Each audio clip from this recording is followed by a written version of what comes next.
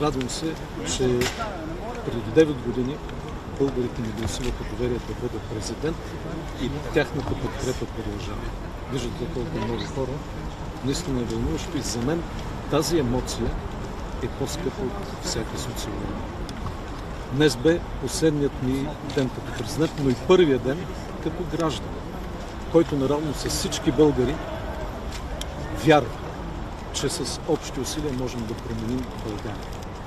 Да защитим демокрацията, да утвърдим закона, да ускорим икономическото развитие, така че всеки един от нас да се чувства защитен, свободен и достоен гражданин на европейска България.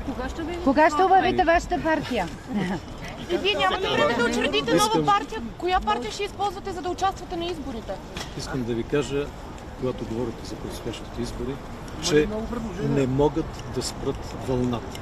Защото сме много, както виждате, защото сме заедно и защото каузата ни е обща. Тя е България. За мен беше чест. Благодаря ви.